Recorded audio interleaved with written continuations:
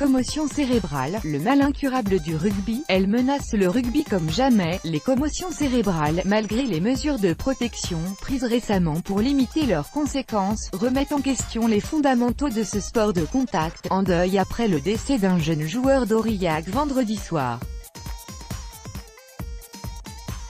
Question: qu'est-ce qu'une commotion cérébrale? REPONS. Une commotion cérébrale est un traumatisme crânien engendrant un dysfonctionnement temporaire du cerveau.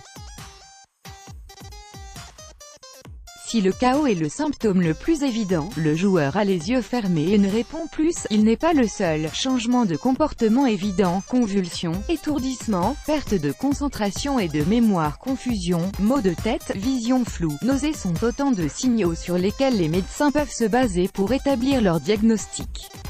Ce genre de choc peut avoir des conséquences graves sur le fonctionnement du cerveau, même si des désaccords persistent dans le monde scientifique sur leur impact réel.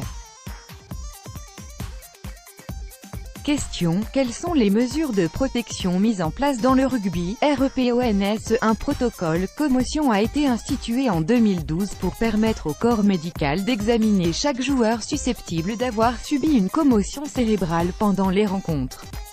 3 questionnaires baptisés HIA Head Injury Assessment et comprenant notamment des tests de mémoire et d'équilibre sont prévus. Dans l'immédiat, HIA1, réalisé au bord du terrain, doit permettre d'autoriser ou d'interdire le retour du joueur dans le match. Dans les 3 heures qui suivent, HIA2 permet au médecin de réévaluer l'examen neurologique, mais la gravité de la commotion ne peut être établie qu'après 48 h et 2 nuits de repos, avec HIA3.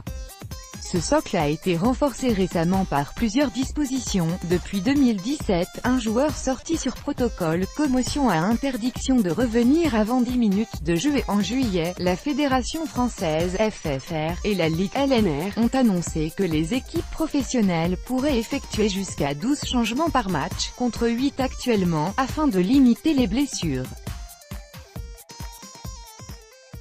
L'arbitre pourra également adresser un carton bleu à un joueur qui présente un signe évident de commotion.